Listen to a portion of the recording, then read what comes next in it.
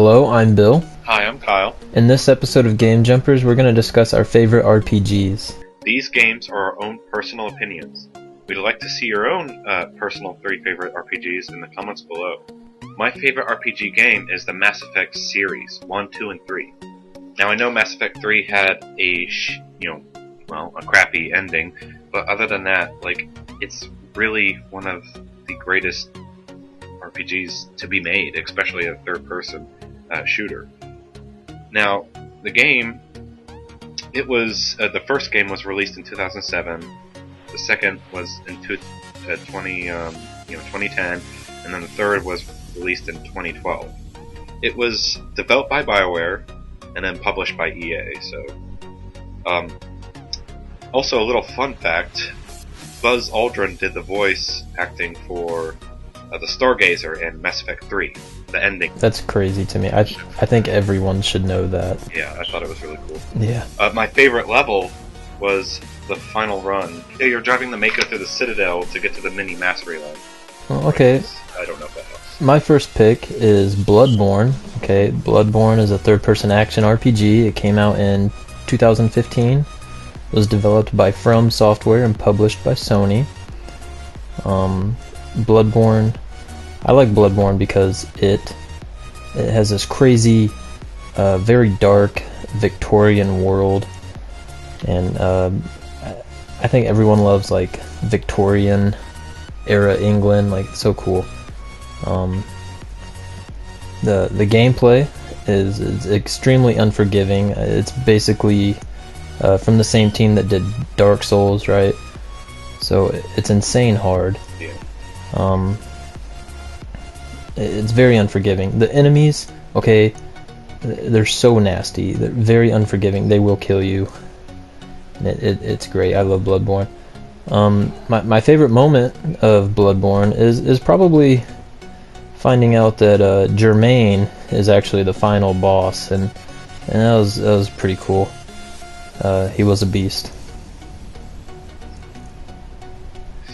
That is cool, yeah. Yeah. I did always enjoy the world environment where it's really dark. But, Victorian stuff cool. is the best. Yeah. Bloodborne does a really good job of it. My next game would be Knights of the Old Republic 1 and 2. They're both very awesome games. Isn't this another strange thing? Another BioWare game on my list. It's based in Star Wars Knights of the Old Republic. Mm-hmm. It's a Star Wars universe, not 600 to 900 years before any of the videos or books and stuff, which is very interesting. We also see a lot of technology that you don't see in pretty much a lot of the Lucas films. And it's like a third-person. It's like a turn-based sort of thing. You pick your moves and stuff.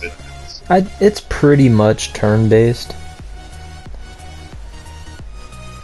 That's what I would call it, because it's super close to being just traditional turn-based. Okay, and my favorite moment, and it's in Knights of the Old Republic 2, where the reveal that the main character suddenly gains information from pretty much one of the main bad guys that he or she, depending on what gender you picked, of course, you might be controlling your companions' minds with the Force, because you're so in tune with the Force that once you talk to them, you start forcing them into your point of view and stuff, and so you essentially might be mind controlling them, and that's what your character is worried about until he talks to. If you're more essentially light side than dark side. If you're dark side, I don't think your character gives a crap.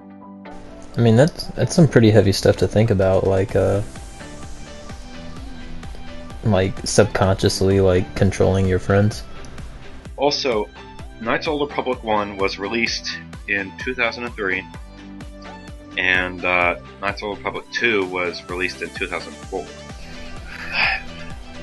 I feel like it was BioWare's first like real like attempt at a a dialogue based it's not like only dialogue, but like a really in-depth dialogue game, and you could see a lot of the how a Mass Effect was affected by the Knights of the Old Republic. And what's even funnier is that Mass Effect wouldn't have existed if BioWare never did Knights of the Old Republic first. See, BioWare wanted to continue doing sci-fi and and Star Wars, and they started designing for the next the third game. But then LucasArts was like too constricting. They weren't giving them free reign like they wanted with the story, and so they broke away and they decided to do their own sci-fi universe, and that's where Mass Effect was born. And I thought that was really cool. That's a fun fact. That is pretty cool. For Alright, my next pick for one of my favorite RPGs is Kingdom Hearts 1 and 2, not the whole series, and I'll get into that in a second. Now, Kingdom Hearts 1 was released in March of 2002, and then Kingdom Hearts 2 was released in 2005. Kingdom Hearts 3, as of recording, does not have an official release date. They're by Square Enix, they're developed and published by Square Enix and Square. It's a third-person action-adventure RPG. Now, I like Kingdom Hearts. It's one of my favorite games ever, because the characters, man, the main character, Sora, so cool. Like, very good character design. And then it does this fantastic job of mixing like the Disney like multiverse, all these Disney characters and Disney themes, and it basically puts it in a Square Enix world. Like, it's basically Disney characters and Disney themes inside of like Final Fantasy, essentially. It's great. It has a great story. Yeah. Go ahead. Sorry, keep going. Oh well, it's so cool to see these usually bright and cheerful characters in such a dark universe. Right, they're kids and characters. You see Sora just being torn apart. Yeah. Right, they're kids. They're kid characters. They're aimed at like kids, and you put them in this dark Square Enix world where like they always do a pretty good job of just creating great worlds. And yeah, it was really pretty cool. Now, I didn't pick the entire franchise because a lot of the mobile games and a lot of the in-between games, such as a lot of the games on the Game Boy, and they're just pretty weak. They were forgettable. They were like, one was a prequel. They just weren't as good as the first two, and probably not going to be as good as the third one. Now, if you ask me, the best moment from Kingdom Hearts was Kingdom Hearts 1. You fight your way up the Colosseum Tower, like the battle arena area of the game, and the final boss is fucking Sephiroth. Like, and it was so great. Like, because he's just like, hey, I'm fucking Sephiroth, and then he'll just mop the floor with you. It was probably the hardest fight in the game. There's a case to be made for like Kingdom Hearts 2 fighting against Sephiroth being pretty hard. I don't know, just introducing Sephiroth into Kingdom Hearts. It was a really cool cameo and a great boss fight. Yeah. Alright, my last game, which this was a hard choice between like second or last place, but still, like, to me, like, all these games are equally awesome in their own rights, but but Fallout 3 is my third choice for best RPG. First-person shooter in this post-apocalyptic world where pretty much in this universe where after World War II, pretty much the culture stopped evolving to like pretty much our present day. Instead, it stayed like in this 1950s feel, and then like, you know, these vaults are built. People like, the lore is just so huge in this universe, and that's usually how, you know, your main character survives. Like, especially in Fallout 3, your character lives in Vault 101, and and leaves because he's going after his dad. And so you're trying to survive in this post-apocalyptic world, looking for Liam Neeson. Looking for Liam Neeson. That is pretty funny. Yeah, Neeson. Liam Neeson. And my favorite moment, I would have to say, would be the Liberty Prime level. Oh, yeah. Pretty much you're just seeing this, you're pretty much going, you're invading, the Enclave, and you're just, making your way through it, just, waiting for enemy fire. You're just watching them, the Liberty Prime just nuking people. It's pretty awesome. Yeah, Liberty Prime is an absolute beast. I found this out. I mostly watched this from a YouTube video where this guy was revealing fun facts about Fallout 3, which I thought was pretty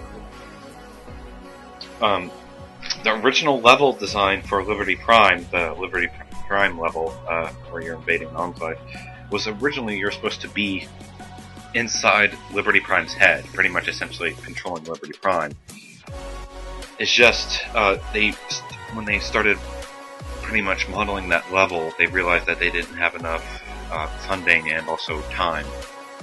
So they did a lot of shortcuts. They also shrunk down Liberty Prime. Liberty Prime was supposed to be much larger, obviously enough for you to fit inside its head.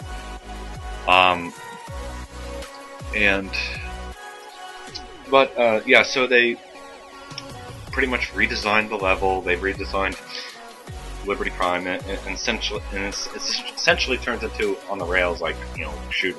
You're well, not on the rails, but you're just you're following Liberty Prime, and it's pretty much almost like a huge it's just a huge cutscene, but an interactive cutscene. Right.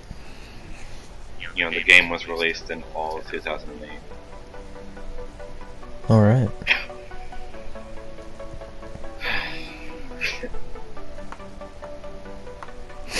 All right, man.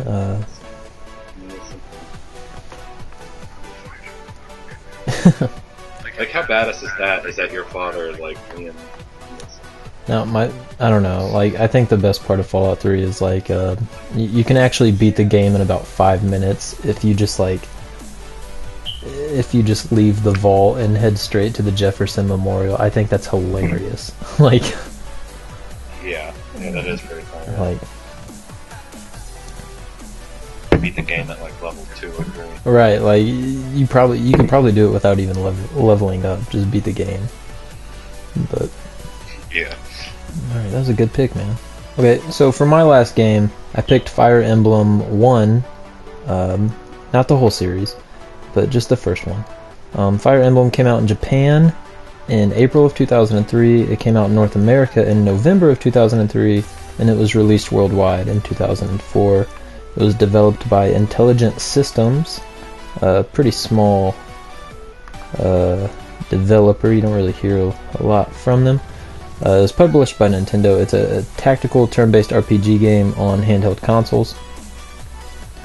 Now, I like this game a lot because, as far as handhelds go, way back in the day when you just had a Game Boy Color, there weren't really that many brilliant games on the Game Boy Color. But Fire Emblem, it just changed everything, right? You had Fire Emblem and Pokemon, and that was pretty much it, right? Yeah. So that was literally it. It was an awesome game on handhelds. It was just so good. It was an epic, basically. I think it has really cool characters, really great gameplay, all of the different characters you can use. Now, it's tactical turn-based gameplay. It really makes you think. It's basically like a puzzle, trying to make sure you don't get slaughtered, especially late game when it gets really hard, and very strategical. Now, my favorite part of this game is all of the secret endings.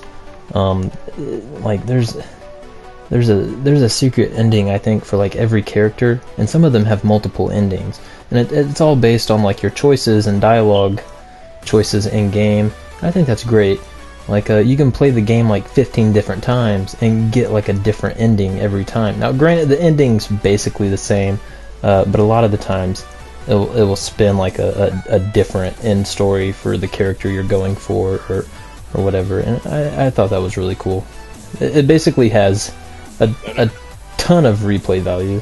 Yeah, that is really cool. Yeah, I remember my brother Donnie playing it all the time. Yeah, man, it's great. I don't blame him. Yeah, I never got a chance to play it because he was always playing it. Like, of course, he was the only one. But you know, I would play Pokemon and he'd play Fire Emblem. You know, he'd play Pokemon too, but like mostly Fire Emblem, like because you know he's obviously already done with Pokemon. And me, I'm just like staring at him, and I'm like, I want to play that too. And it's fine, it's his, so I let him have it. Right. Well, it is his, so yeah, I guess he can play it. Like, yeah. Yeah, I've always wanted to because I've heard so much about it, but like I've sort of gotten away from, mobile gaming, yeah, anymore, especially recently. Mobile games have been kind of weak. Now I'm really excited about the Nintendo Switch. I hope that's really cool. That's a whole nother video there probably, but I am really excited about that. My honorable mentions, I would have to say, is Persona 4. I really like the Persona series. It's really fun, especially where there's so many characters you meet and talk to and befriend in the game. And I mean, I would have put it probably in one of my top 3 if I've beaten it yet. I have not. I sort of get distracted, and also because it's a really long game. Yeah. That's how they get you. Classic Kyle not beating a game. Classic Kyle. Now I have a couple of honorable mentions because I just have a lot of games I wanted to put on my list, but couldn't because we only had to pick 3. Now I have Dark Souls. I didn't put Dark Souls on the list because I already have Bloodborne on the list, and I just think Bloodborne is better in every aspect. I also have Diablo 2, which I think Kyle would agree with me. Diablo 2 is a great point-and-click RPG. It was very, very cool. It just got edged out by some of my other picks. Also, my last honorable mention is Champions of Norath. Now, I love this game. Me and Kyle actually played this game a ton when we were in school, and it is great. It gives me a lot of good memories. I just didn't put it on the list because I don't know. It just got edged out again.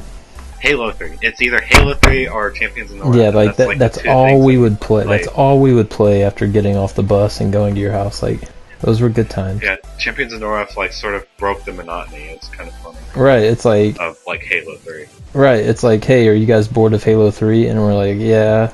And we're sitting around for a minute. We're just like, let's play Champions of Norath. Okay, like, it was awesome. Yeah. Okay, thank you for watching this video. I hope you really enjoyed it. Please leave your favorite top 3 games. We'd love to, like, on our next video, start, posting your comments and stuff. Also, if you like this video and you like our discussion videos, please subscribe to us. Yep, we have more coming on the way. Yep, there's always more on the way. Alright, let me save my shit.